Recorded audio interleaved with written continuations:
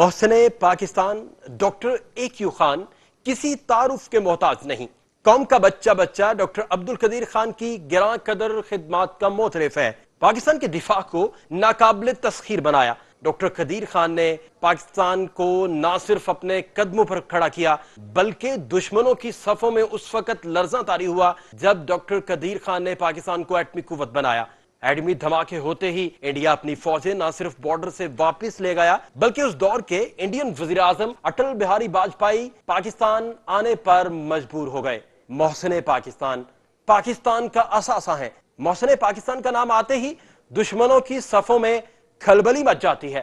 मोहसिन पाकिस्तान ने Pakistan group of newspapers और रोज TV में अपने कदम रंजा फरमाए और पाकिस्तान ग्रुप ऑफ न्यूज़पेपर्स और रोज टीवी को इज्जत बख्शी। पाकिस्तान ग्रुप ऑफ न्यूज़पेपर्स में डॉक्टर AQ खान की आमद के वक्त समा दीदनी था। यूं लगता था जैसे कोई कुव्वत पुकार पुकार कर कह रही हो कि शेर की आमद है कि रन कांप रहा है। डॉक्टर AQ खान की आमद के साथ ही उनका पुरतबाक इस्तकबाल किया गया। डॉक्टर साहेब मिलनसार और आला इखलाक के मालिक हैं। डॉक्टर AQ खान ने पाकिस्तान ग्रुप ऑफ न्यूज़पेपर्स और रोज टीवी का दौरा किया और प्रोग्राम सच्ची बात SK न्याजी के साथ में अपने दिल का हाल भी कह डाला। AQ खान की अजमत को तराजू में न तोलो। AQ खान तो हर दौर में अनमोल रहे हैं। डॉक्टर AQ खान ने पाकिस्तान ग्रुप ऑफ न्यूज़पेपर्स और रोज टीवी को कमोबेश 3 घंटे दिए और इन 3 घंटों में सदियों के बराबर वक्त गुजारा। आप सलामत रहें AQ खान, आप सलामत रहें AQ Khan. Pakistan group of newspapers और रोज टीवी में मुसर्रते दुबाला, चश्मे मारोशन, दिले माशाद। बिस्मिल्लाहिर्रहमानिर्रहीम। नाजरीन, रोज़नामा Pakistan, Pakistan group of newspapers, daily patriot और रोज़ टीवी के लिए एक और आज बहुत बड़ी खुशी जो आई और खुशी का दिन जो नमूदार हुआ वो कि मोहसिन पाकिस्तान तशरीफ़ लाए। मेरे पास अल्फाज नहीं हैं, मेरे पास बात नहीं है करने को। मेरा दिल जब सामने आते हैं खुशी के आंसू आते हैं कि ये मोहसिन पाकिस्तान ने हमें अपनी दुनिया के अंदर सर उठाने का मौका दिया। दुनिया के अंदर हमारा एक नाम, एक मकाम, एक मर्तबा, एक रुतबा, एक हमें दुश्मनों के आगे खड़ा होने की तक़वियत दी और मुल्क का दफ़ा नाकाबिल तस्खीर बना दिया। और इस पे जो है इसको हमारे मोहसिन पाकिस्तान को खुदावंद करीम ज़िंदगी दे। और नाजरीन, आज इनसे हम सुनेंगे जो इन्होंने मोहसिन पाकिस्तान एटम बम के बाद जो रफ़ाई काम शुरू कर रखे हैं, जो रफ़ाई अदारे बनाए हैं, जो हस्पताल, तालीमी मराकज़, यतीमों का, मस्कीनों का जो काम किए हैं ना, वो एक लंबी दास्तान है। वो मुझे कुछ ज़्यादा पता है क्योंकि कई कामों में, कई बोर्ड ऑफ गवर्नर में मैं इनका मेंबर हूँ और इनके साथ रहा हूँ, तो इसलिए वो एक और बहुत लंबी दास्तान है। और वो भी आज सुनेंगे कि क्या और कौन कौन से फलाई मंसूबे ये बनाना चाह रहे हैं, जब बना रहे हैं और कौन कौन से किस किस स्टेज पे हैं।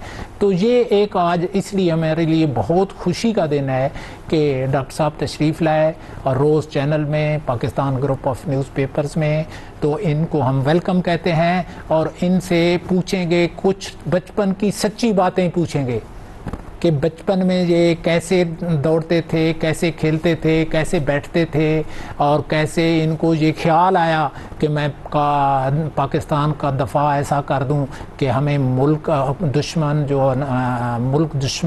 नासिर हैं या जो मुल्क के दुश्मन हैं हमारे, वो मैली आंख से देख न सकें। ईंट का जवाब हम पत्थर में देने के जो है ना काबिल हो जाएं। तो डॉक्टर साहब वेलकम, आप तशरीफ़ लाए और मैं आपका बहुत मशकूर हूँ कि आप हमारे ग्रुप में, हमारे अदारे में तशरीफ़ लाए। अब मेरे पास अल्फाज नहीं है जो मैं बयान कर सकूँ। मुझे बेहद खुशी हुई कि आपके पास यहाँ आया है। माशाल्लाह रोज़ टीवी जब से कायम हुआ है बहुत पॉपुलर टीवी स्टेशन है। मैं इसको शाम को देखते रहता हूँ। आपकी सच्ची बात जो है वो तो बहुत शौक़ से देखता हूँ। आप बड़ी खरी बातें करते हैं मुल्क के मफाद में, सिर्फ तनकीद बराए तनकीद नहीं करते, हमेशा भलाई की तरफ आप इशारा करते हैं। आपसे हमारे ताल्लुक़ात तो कोई 35-40 बरस से हैं माशाल्लाह, और कितने फलाई कामों में हमने साथ काम किया है। और जैसे मैं अभी पहले अर्ज़ कर रहा था कि आपके ससुर मसला जनरल हिदायतुल्लाह खान, उनसे मेरी मुलाकात 76 में शुरू में हुई थी। उस वक्त वो मेजर थे। और ब्रिगेडियर जहाज अली अकबर और मैं रेकी करने जा रहे थे कहूटा की, कि हम देखें कि जगह मुनासिब है कि नहीं है प्लांट के लिए न्यूक्लियर प्लांट। तो वो आर्मी एविएशन में थे, वो मेजर थे, तो वो हमें उड़ा के ले गए थे और घुमाया फिराया। तो अभी तक वो मुझे वो याद है वो वक्त। और कहूटा ने ही रंग लाए। और कहूटा में फिर हमने सेटल हुए और कहूटा से ही काम किया माशाल्लाह, और वहीं से पाकिस्तान का नाम दुनिया के नक्शे पर आया। तो डॉक्टर साहब, ये जो आप जितना रफ़ाई काम कर रहे हैं, इसमें आपका रफ़ाई अदारों पे भी हम इसकी आपसे पूरी डिटेल चाहेंगे और नाजरीन सुनना चाहेंगे। अपन को याद किया है कि आपने कैसे गुजारा, कैसे, क्योंकि खुशी का दिन है आपका, लोग बचपन के बारे में आपसे सुनने चाहते होंगे कि आप क्या करते थे, कहाँ खेलते थे। वो जो बचपन था वो तो भोपाल में गुजरा था। भोपाल में। और भोपाल के बारे में ये कहा जाता है कि अगर रमज़ान भोपाल में जाके गुजारो तो तुम सऊदी अरब को भूल जाओगे, ये कहावत है लोगों की। अच्छा। जी जी। और एक साहब जो वाकई सऊदी अरब में रहते हैं, वो रमज़ान में इसी वजह से भोपाल गए और उनका वाकई जो बात सुनी थी वो सही निकली कि मैं सऊदी अरब को भूल गया। यहाँ जो जोश और जज्बा और मोहब्बत और खलूस देखा लोगों का, तो ये था। आपको पता है भोपाल मुसलमान रियासत थी, वो बड़े मजहबी लोग थे। मजहबी का मतलब ये नहीं है कि दाढ़ी हैं और टखने से ऊपर शलवार हैं। हम लोग मजहबी इस तरह से थे कि 5 वक्त के नमाजी भी थे, रोज़ा भी रखते थे, गरीबों की मदद भी करते थे। भोपाल के अंदर माशाल्लाह ये अच्छी बात थी कि ना ही वहाँ बेरोज़गारी थी और ना ही फ़कीर थे। कभी कोई आपको फ़कीर नज़र नहीं आएगा। अच्छा। इतनी मिलनसार लोग थे, आपस में मिल बांट के खाते थे। तफरका बिल्कुल नहीं था अमीर गरीब में। हमारे यहाँ भी गरीब लोग आते थे, घर में बच्चे साथ हमारे खेलते थे, कभी किसी ने ये नहीं कहा। तो ये पाकिस्तान की मोहब्बत आपको कैसे पहुंची, कैसे पैदा हुई और कैसे पाकिस्तान हमने कायद आज़म को देखा था, भोपाल आए थे मुकदमा लड़ने। तो उस वक्त पूरा भोपाल ही पाकिस्तान के हक में था। नवाब भोपाल ने तो बड़ा रोल अदा किया था, गांधी से उन्होंने ये मंजूर कराया था पाकिस्तान का क़याम, जो कि और कोई ना करा सका था। तो हमें भी शौक़ था, नेचुरली हिंदुस्तान में जितने मुसलमान थे सबको ये शौक़ था कि जी पाकिस्तान चलेंगे। तो मेरे वालिदैन ने भी कहा कि मेरे 2 भाई शुरू में आ गए थे पार्टीशन के वक्त फौरी। तो मेरे वालिदैन ने कहा कि तुम भी चले जाओ, वहाँ सहूलतें अच्छी रहेंगी, तुम्हारा मुस्तकबिल जो है वो बेहतर रहेगा, रोशन रहेगा।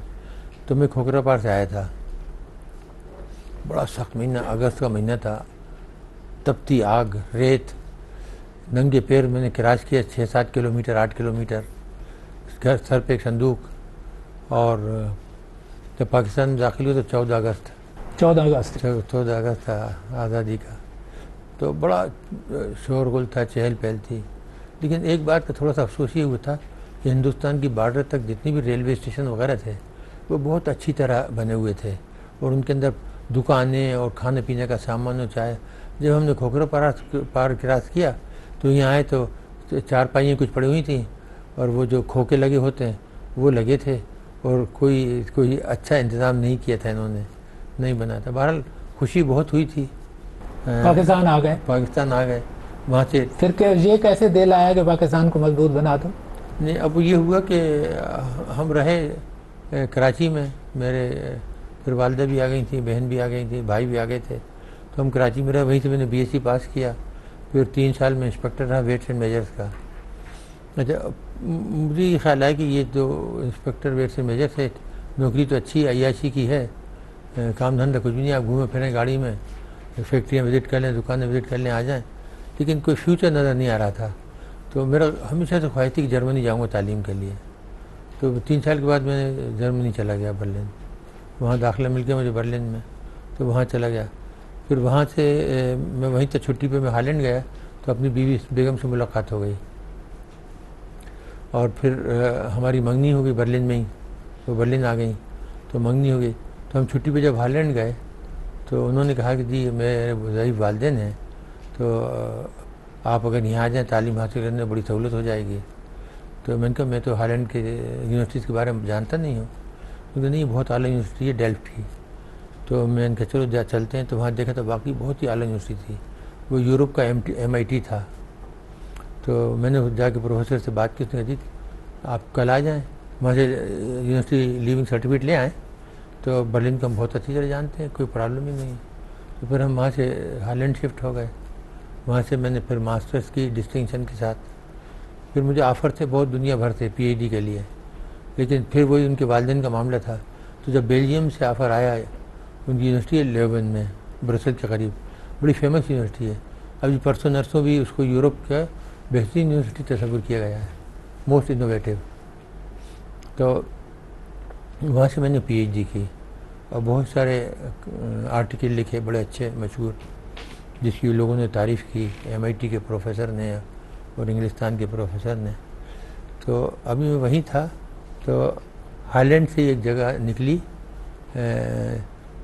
मुझे पता नहीं था कि ये न्यूक्लियर फील्ड में काम होगा। तो जब मैं वहाँ गया तो उनका जी कि ये बहुत टॉप सीक्रेट प्रोजेक्ट है यूरेनियम की अफजूदगी के लिए, और उस पर हम आपको लगा रहे हैं। तो मुझे टॉप सिक्योरिटी क्लियरेंस दी उन्होंने, तो वो फिर मैं वहाँ उस पर काम करने लगा।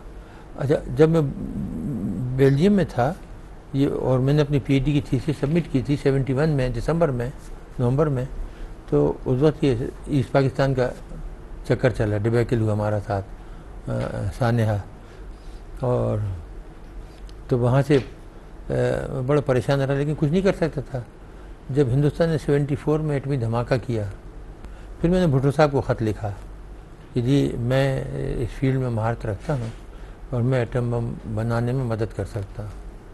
तो फिर भुट्टो साहब ने मुझे फौरी बुलाया। ये है दिसंबर 74 की बात, इंडियन धमाकों की फौरी बात। मैं यहाँ आके उनसे मिल के चला गया। उन्होंने कहा कि मुनीर अहमद खान से मिलने, इसको समझा दें क्या क्या काम करना है। मैं चला गया। जब मैं क्रिसमस के टाइम पर 75 में आया, तो भुट्टो साहब ने कहा कि ज़रा जाके देखें। उस वक्त मरहूम जनरल इम्तियाज़ उनके मिलिट्री सेक्रेटरी थे, बहुत ही नफीस इंसान थे, अल्लाह बख्शे, बहुत स्मार्ट। तो शुरू में बड़ी मुश्किलात पेश आई, हमारा काम इतना मुश्किल बनाया गया, भगाने की कोशिश की गई, लेकिन हम जम गए, अड़ गए। तो ये यहाँ से कहानी है कि इस तरह यहाँ रुक गए। करके ही उठना है, करके ही उठना है, करके ही उठना। हमने कहा, जब लोगों ने पूछा कि जब अक्सर गुलाम साहब भुट्टो साहब ने कमेटी बना दी थी, गुलाम साहब, एजीएम काजी और आगा शाही साहब, तो कभी कभी ये लोग मजाक में करते थे, डॉक्टर साहब ये काम हो भी जाएगा या नहीं है? तो मैं ये कहता था कि प्लीज़ ये कभी सवाल ना करें, यहाँ आपके पास ऑप्शन नहीं है, ये ना होने की तो गुंजाइश ही नहीं है। अगर आप ये कहना चाहते हैं कि पाकिस्तान बचेगा या ना बचेगा, तो फिर ये सवाल करें, क्योंकि हमने ये काम करना ही है, हमने पाकिस्तान को बचाना ही है। तो डॉक्टर साहब, आप एक दफ़ा चले गए थे और फिर ज़िया साहब, पिछले दिनों में ये आपका एक वो बयान भी सामने आया कि फिर ज़िया साहब ने बुलाया था दोबारा? नहीं नहीं नहीं नहीं, मैं नहीं गया कहीं। अच्छा, मैं फिर यहीं रहा। अच्छा, फिर बहुत मुश्किलात आई पेश, हमारी बेगम को भी, मुझे भी, लेकिन हम यहीं रहे। हमने कहा जी अब यहाँ से नहीं जाना हमने कहीं। देखिए, मैं वहाँ था 15 बरस, मुझे चाहता मैं जर्मनी की नेशनलिटी मिल सकती थी, हाईलैंड की मिल सकती थी, मैं एक्सपर्ट था, पीएचडी था, सब कुछ। बेल्जियम की नेशनलिटी मैंने नहीं ली। जब मैं यहाँ आया, मुझे सऊदी अरब की नेशनलिटी दे रहे थे, हम गए, जनरल चौहान, मैं और डॉक्टर नदीर, वो हमें दे रहे थे, हमें पकड़ के क्या पासपोर्ट ले लो, हमने इनकार कर दिया। अबू धाबी वाले जनरल शेख मोहम्मद ने हमसे कहा कि आप नेशनलिटी ले लो, बंगला ले लो, बार बार हमसे कहते थे कि आप बंगला ले लो, हमने कोई बंगला नहीं लिया। हमने कहा जी हमने क्या करना है, एक घर हमारे पास अल्लाह ताला ने दिया है, हमने बाजार से खरीदी ज़मीन, हमने सरकारी तौर पर भी नहीं ली, मैंने सरकार से एक पाई भी कभी नहीं ली। लेकिन डॉक्टर साहब, जो अभी आप काम कर रहे हैं ना, उससे कौम बहुत खुश है। नहीं, मैं तो बड़ी खुशी, मेरी देखिए, मेरी हमेशा से ख्वाहिश रही है कि तालीम और सोशल काम करूं। मेरे वालिद हेड मास्टर थे और मेरी हमेशा से ख्वाहिश थी। यकीन कीजिए कि जब हिंदुस्तान ने धमाका किया ना, उस वक्त मैंने टर्की की मिडिल ईस्ट यूनिवर्सिटी में एक प्रोफेसर की जॉब कबूल कर ली थी, अप्रैल में, मई में शुरू में। अच्छा, और हमने तय कर लिया था कि हम अगस्त में वहाँ चले जाएंगे, और हम बड़े खुश थे। टर्की हमें पसंद भी था, लेकिन ये हिंदुस्तान जब 18 मई को 74 में धमाका किया ना, तो एकदम सिनारियो बदल गया। मेरा वो सब निकल गया कि यार मैंने अब यहाँ जाके प्रोफेसरशिप करना है या मुल्क को बचाना है। तो मैं सब छोड़ छाड़ के इधर आ गया। तो वक्फे के बाद आते हैं आपको समाजी कामों की तरफ, आपके कि क्या क्या आपको इंशाल्लाह।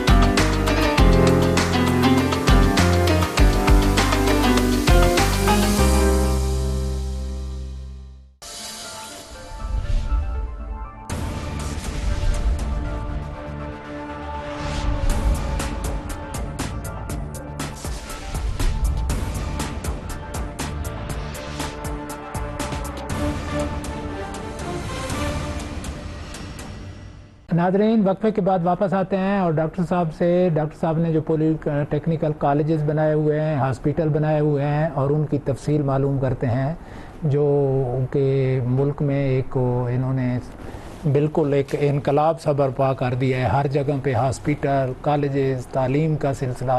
तो इस पे इनसे तफसीलात मालूम करेंगे कि ये इनको कैसे समाजी मुखज्जर हजरात इनको किस तरह हेल्प करते हैं और कौन कौन सी ज़्यादा पार्टिसिपेशन है जिन लोगों की, वो उनका भी नाम हम चाहेंगे कि नाजरीन को पता लगे कि डॉक्टर साहब की रफ़ायामा के कामों में कौन कौन से लोग मदद कर रहे हैं और कौन कौन से लोग इनके साथ हो उसमें शरीक हैं, और ये अल्लाह ताला उनको भी अजर दे और सारी मालूमात इनके जितने रफ़ाई प्रोजेक्ट्स हैं उनके मतलब अभी डॉक्टर साहब से रिक्वेस्ट करेंगे कि नाज़रीन को वो आगाह करें।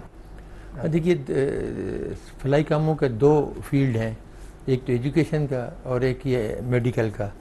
एजुकेशन की ये था कि मैंने शुरू से ही उसमें काफ़ी इंटरेस्ट लिया कि मुझे पता था जब मैं यहाँ आया कि एजुकेशन की बहुत बुरी हालत थी, और मुझे कहूटे के लिए जब भर्ती करना पड़ा तो मुझे लोग नहीं मिल रहे थे अच्छे तजुर्बेकार वगैरह।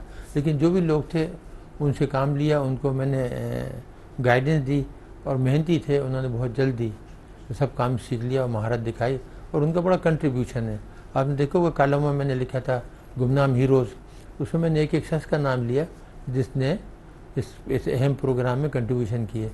तो सबसे पहले मैंने ये सोचा उस वक्त कि हमें एक बहुत ही आला इंस्टीट्यूट की ज़रूरत है जहाँ हम अच्छे इंजीनियर्स पैदा कर सकें। मैंने गुलाम साहब से बात की, और वो उनको ये आइडिया बहुत ही पसंद आया। अल्लाह बख्शे बहुत ही नफीस इंसान थे और बहुत ही पेट्रियाटिक थे और बहुत ही प्रैग्मेटिक थे। तो वो एक मिनट वो समझ गए कि हाँ वाकई ये बहुत ज़रूरी चीज़ है। तो मुझसे बहुत मोहब्बत करते थे, बेटे की तरह अपने, मैं उनको अपने वालिद की तरह इज्जत करता था। तो मैंने कहा कि हम एक इंजीनियरिंग इंस्टीट्यूट बनाते हैं। स्वाबी के अंदर ये जगह खाली थी UET पेशावर के लिए, लेकिन उन्होंने इनकार कर दिया कि हम नहीं लेते, हम पेशावर छोड़ के नहीं जाएंगे। तो गवर्नर अमीर गुलिस्तान जंजुआ थे, उनसे बातचीत, गुलाम साहब के अच्छे मरासिम थे, उनकी ये जगह मैं आपको दे देता हूँ। उन्होंने वो हमें जगह दे दी। आगा हसन आबदी साहब ने मेरी दरख्वास्त पर 50 करोड़ रुपए दिए जिस काम शुरू करने के लिए। अच्छा, इसका पूरा डिज़ाइन और काम जितना भी था पूरा इंस्टीट्यूट का, कोर्सेज, डिज़ाइन, बिल्डिंगें, कैंपस, वो सब मैंने डिज़ाइन किया था, डॉक्टर नज़ीर ने और मैंने, मेरे कुलीग जो हैं। तो फिर नकवी सिद्दीकी ने उसको इंजीनियरिंग ड्राइंग्स शेप दी कि इस तरह होनी चाहिए, और ये बड़ा आला दर्जे का इंस्टीट्यूट बना। अब आप देखिए, जब इंस्टीट्यूट बना तो बड़ी शोहरत थी इसकी, बहुत ही अच्छा था।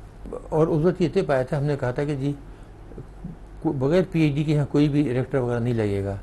लेकिन बाद में गुलाम साहब का इंतकाल हुआ, मेरा उससे ताल्लुक़ ख़त्म हो गया। डॉक्टर साहब, लोग ये चाहते हैं कि जो मियाँ वाली में हमने पॉलिटेक्निकल कॉलेज बनाया है वो आपकी सरपरस्ती में बना है और आपने बड़ी मेहनत करके वो बनाया। लोग ये चाहते हैं कि उसी तरीके का इसको इंस्टीट्यूट बनाया जाए। हमारी आवाम की बड़ी अपील है वहाँ हमारा बड़ा। आप वहाँ आए तो बड़ी बात बताऊँ अभी कि जब चंद माह पहले एहसन इकबाल साहब अमेरिका गए तो कैलिफोर्निया भी गए और फिर MIT भी गए, और वहाँ इन्होंने ये कहा, देखा यूनिवर्सिटीज़ वगैरह कि जी मैं बहुत अच्छा, हम पाकिस्तान में बहुत अच्छी यूनिवर्सिटी बनाने चाहते हैं।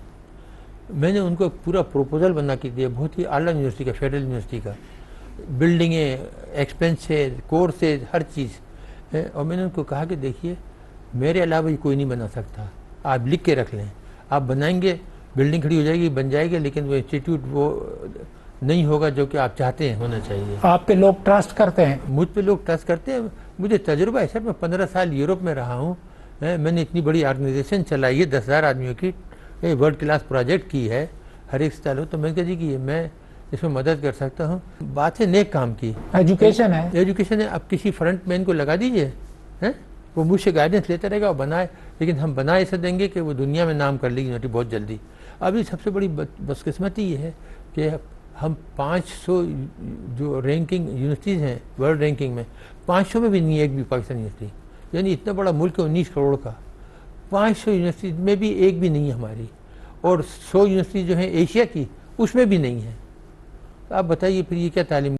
लेकिन अमल नहीं है। आप ज़रा पंजाब में स्कूलों की हालत देखिए, रूरल एरिया में बुरा हाल है, वही तो है ना। यही तो अब बातें कर रहे हैं कि हमारी यूनिवर्सिटी 500 में भी नहीं है और 100 में भी नहीं है और ये नहीं है वो नहीं, हम चाहते हैं ये बने।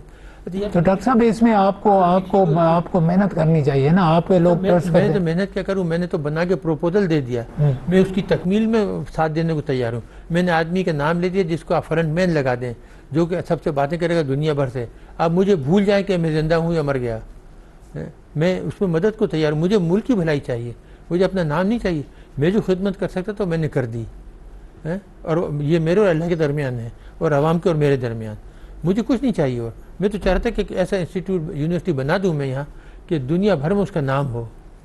डॉक्टर साहब ये जो हॉस्पिटल आपने बनाए हुए हैं, इनमें सबसे बढ़ चढ़ के कौन आपकी मदद करता है? सब ज़्यादातर बिजनेसमैन, इंडस्ट्रियलिस्ट, वो तो सब करते हैं। और ज़राए इब्लाग, रोज़ टीवी बहुत मदद करता है, हमारे इश्तहार दिखाते हैं चंदे के लिए, और बहुत लोग मदद करते हैं। यानी गरीब औरतें आई हैं, यकीन रोज़ टीवी तो इसलिए भी मदद करता है ना कि वो आपने उनके गांव में एक बहुत बड़ा इंस्टीट्यूट खड़ा कर दिया है। बड़ा बहुत आला इंस्टीट्यूट है, लेकिन उसको बढ़ाना चाहिए। उसके बच्चे हमेशा टॉप करते हैं और उनका कोई बच्चा बेरोजगार नहीं होता। 1500 बच्चा अभी भी पढ़ता है। अच्छा, मैंने कराची में मेंटल हेल्थ हॉस्पिटल बनाया है, हज़ारों लोग मुफ्त इलाज कर रहे हैं। मैंने कराची यूनिवर्सिटी में institute of biotechnology genetic engineering बनाई है, उसके अंदर दर्जनों लोग PhD करते हैं हर साल। अच्छा, इसी तरह मैंने पाकिस्तान एकेडमी ऑफ साइंसेज बनाई, बिल्डिंगें वगैरह तमाम सहूलतें। अच्छा, इसी तरह कायदा यूनिवर्सिटी के अंदर एक ऑडिटोरियम बना के दिया, डेरा इस्माइल खां गोमल यूनिवर्सिटी में ऑडिटोरियम बना के दिया। इस तरह बहुत सारी लातादाद मसाजिद बना के दी हर जगह। तो जो फलाही काम होते हैं उसमें कभी नहीं हिचकिचाता। और ये जो है ना डॉक्टर साहब, एक दफ़ा मियाँ वाली जा रहे थे, आपको शायद पता है, करक मुसखैल पहाड़ी से गुजरे थे, तो आपने फरमाया था उस टाइम कि जहाँ भी नई सब अस्पताल वो अपना मस्जिद होनी चाहिए। ये पता नहीं आपको याद है या नहीं? बिल्कुल याद है सर। हाँ, लेकिन वहाँ पे हमने मस्जिद तो बनाई, लेकिन वो बड़ी छोटी, उसको वो अभी मियाँ वाली आप और हम जाएंगे ना, इंशाल्लाह बढ़ाएंगे। हाँ, तो उसको बढ़ाना चाहिए।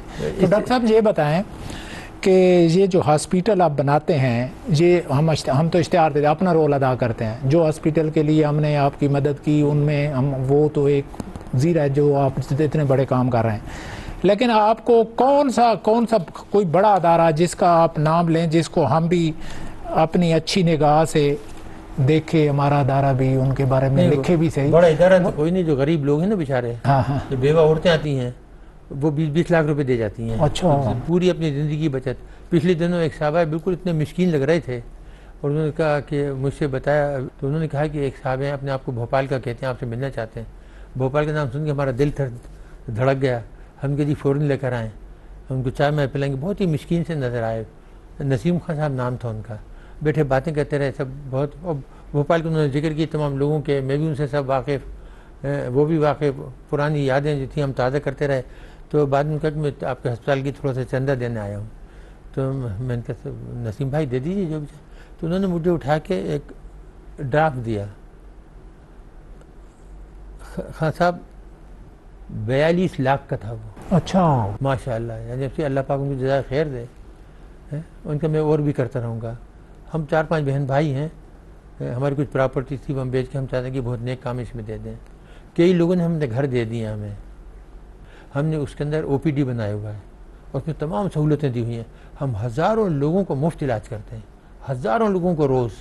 और जब यंग डॉक्टर्स जो हैं, ये जब वहाँ स्ट्राइक करते हैं ना लाहौर में, आजकल ये आम रिवाज हुआ है यंग डॉक्टर्स का कि ज़रा सी बात हो स्ट्राइक कर दो और OPD में बंद कर दो, तो हम 24 घंटे वो OPD खुला रखते हैं। और लातादाद डॉक्टर्स हैं जो बेचारे वॉलंटरी तौर पे हमारे पास आते हैं, मुफ्त काम करते हैं।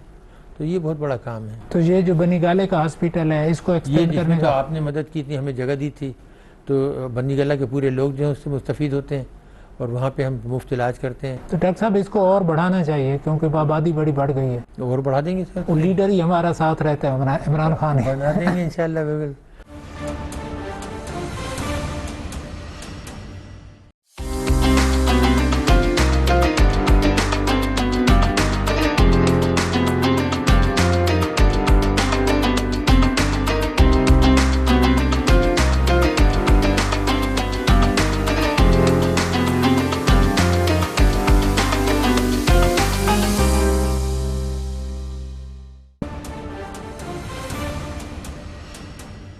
डॉक्टर साहब ये हॉस्पिटल जो लाहौर का आपने शुरू किया है, ये कितने बेड का है? इसे 300 बेड्स का। 300 बेड का।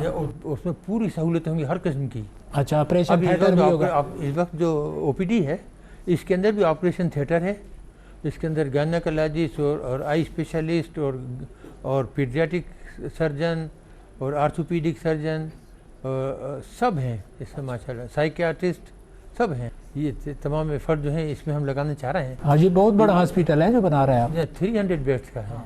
200 बेड्स का हम अपना बना रहे थे, लेकिन जो यूएमटी है ना, university of management and technology, Hasan Sohaib Murad doctor जो हैं प्रोफेसर, वो हमारे बड़े प्यारे दोस्त हैं और उनका ताल्लुक भोपाल से ही है। उनके जद्द अमजद भोपाल में थे, तो उन्होंने कहा कि 100 बेड्स का मैं ऐड कर दूंगा और वो हमारी यूनिवर्सिटी से अटैच हो जाएगा। अच्छा, तो ये एक बड़ा काम होगा। तो बड़ा काम है, बहुत बड़ा अस्पताल। तो ये हॉस्पिटल जो है आपका, ये भी काफ़ी रात दिन काफ़ी मसरूफ़ रहता है। ये तो बहुत है, ये तो मैंने बनाए थे ना। देखिए मैं लोगों से मजाक में कहता हूँ कि शायद एटम बम बनाते थे तो जहन्नम मिले, लेकिन ये जो अस्पताल बनाए ना, जो दुआएं ये लोग देते हैं, शायद इससे मेरे तमाम गुनाह माफ़ हो जाएं, क्योंकि जितनी सहूलत ये मैंने दी है आप अंदाज नहीं करते कि अभी भी बेड नहीं मिलेगा। कितने लोग शुक्रगुजार हैं उसके। लेकिन वो बनिगाले के हॉस्पिटल को इस तरह बढ़ाए ना डॉक्टर साहब? बनाते हैं इंशाल्लाह। अब आपसे बात हुई ना, हाँ, उसमें कुछ स्पेशल बेड डाल दी कि इमरजेंसी हुई। नहीं, कुछ बेड्स बढ़ाने की ज़रूरत है। 50 बेड का और बढ़ा देना, बढ़ा देंगे इंशाल्लाह ताला। हाँ, क्योंकि लोग जो है ना वहाँ भी वो लोग बड़े ज़रूरतमंद भी है। कोई अच्छा मेडिकल सेंटर है ही नहीं उस पूरे इलाके में, हालांकि आबादी अभी काफ़ी है। अगर कोई इमरजेंसी हो जाए तो आप कुछ नहीं कर सकते, भाग सकते। तो डॉक्टर साहब जो मस्जिद हमने मिल के बनाई थी उसमें आपने कभी नमाज पढ़ने नहीं गया? अभी कभी गए नहीं है बनिगाले जो बड़ी मस्जिद में? वो जो बनी है हाँ, उसके सामने। हाँ, सामने उसमें पढ़ी है मैंने नमाज। अच्छा, पढ़ी है। अच्छा, अभी नहीं गए, काफ़ी अरसा हो गया। बहुत अरसे नहीं गया। आपने हबीबुर रहमान को लगाया ना, हाँ, बोला एयर कमोडर हबीबुर रहमान, तो मेरा भोपाल के क्लास फेलो साथी है। मैं उसको मौलवी साहब कहता हूँ। अच्छा, माशाल्लाह, वो भी वेलफेयर के बड़े काम करते हैं। बहुत काम। तो डॉक्टर साहब अपनी टीम में कौन कौन से जो वेलफेयर में के शामिल हैं आपके लोग? इस तरह काफ़ी लोग हैं, कई डॉक्टर हैं, तो एक पूरा अच्छा बड़ा ग्रुप है जो कि ये सब काम करता रहता है। अब एक पत्थरगढ़ में हमारा क्लिनिक है, वो भी बहुत हज़ारों लोगों का इलाज करता है। पत्थरगढ़ में कहाँ? ये हसन अब्दाल है ना, इससे अंदर को जाते हैं तो पत्थरगढ़ है। वो जो हमारा साद है दामाद, उसका वालिदैन का इलाका है, तो वहीं बड़ा बनाया, उसका वो ख्याल रखता है, बहुत उसमें मेडिकल इक्विपमेंट दिया है। फिर एक ये है पे, फिर एक हमने पनियाली में बनाया है, वो बहुत बिजी रहता है। फिर एक हमने घाघरी में बनाया है, जापानी रोड पे, वो एक चकवाल में। तो इस तरीके से लगे हुए हैं, जहाँ भी हो सकता है मदद करते रहते हैं गरीबों की। अब मस्जिद का जिक्र हो रहा तो मैं आपको बताऊं कि मैं कहूटे से एक मतलब यहाँ बारिश हुई थी, सैलाब, तो रास्ता बनता, तो मैं वहाँ से चढ़ के ऊपर से लतराड़ से ना, तो उधर उतरा पिंस्टेक की तरफ, वहाँ से घर आया। तो जब मैं ऊपर गया तो बड़ी चोटी पे, इतना खूबसूरत इलाका, वहाँ कोई मस्जिद नहीं थी।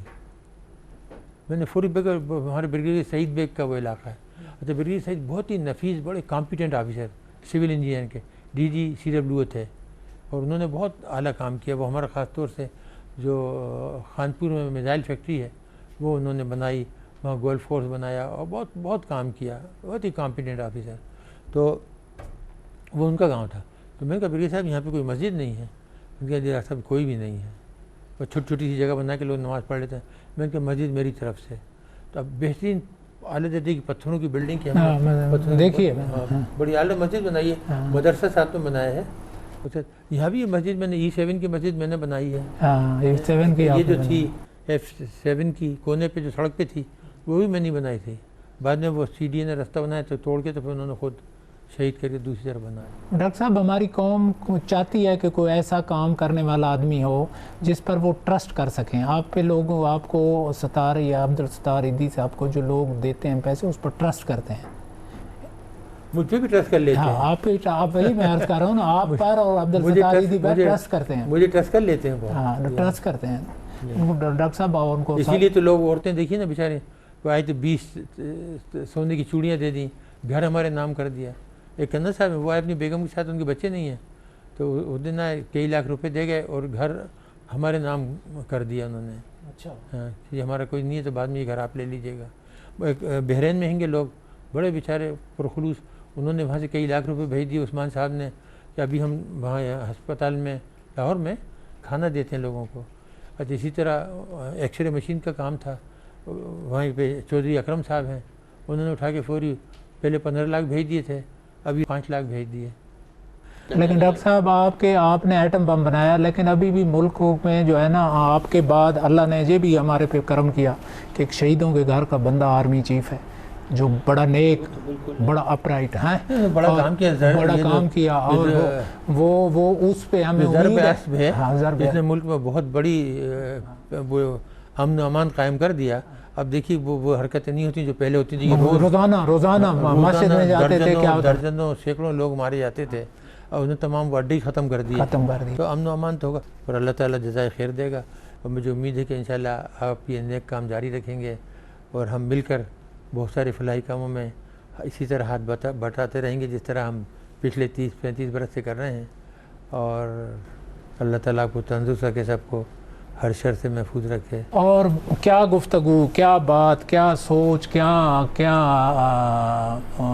डॉक्टर साहब ने मशवरे दिए, क्या डॉक्टर साहब ने जो बातें की उनको नाज़रीन ने सुनी, उनसे सबक सीखें, उनको सुने, और कौम को भी इस चीज़ पर अमल करना चाहिए।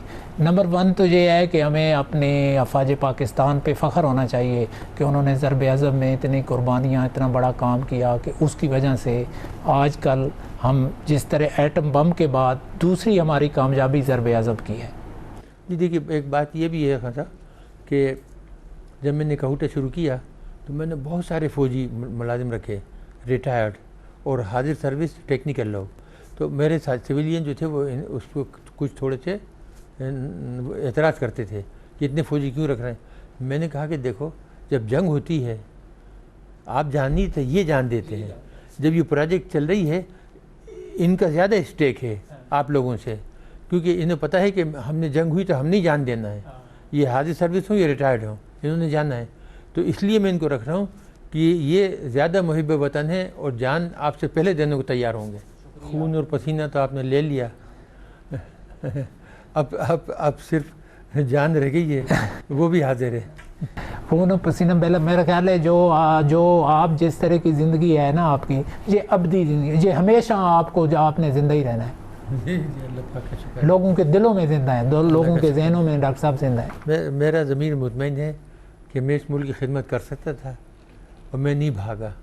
दूसरे लोगों की तरह कि अय्याशी कर रहे हैं बाहर, और हम बाहर रहते आए और चले गए शक्ल दिखा के, वो मैंने नहीं किया। हमने अपनी कश्तियाँ जला दी, यहाँ आ गए, दुनिया भर की सहूलतें मिली, दूसरे ममालिक की शहरियत मिल रही थी, सब कुछ मिल रहे थे, आफर थे बहुत, कोई हमने कबूल नहीं किया।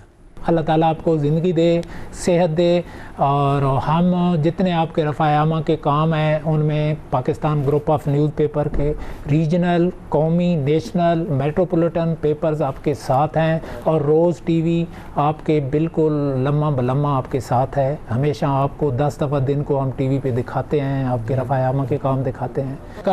जी बातों से जो हमने फ़ील किया, महसूस किया, और नाज़रीन ने जो रिज़ल्ट निकाला होगा कि अफवाज पाकिस्तान के लिए, शोहदा के लिए, गाजियों के लिए हम दुआ भी का गो है कि उनके लिए डॉक्टर साहब का मैसेज है शोहदा गाजियों के लिए, और वो इसी बात का खुलासा है कि यही इन्होंने जान देनी है, और इन्होंने जो है ना इस एटम बम में सबसे ज़्यादा मेहनत जो की काम किया वो फ़ौजी, रिटायर्ड फ़ौजियों ने और उन लोगों ने किया।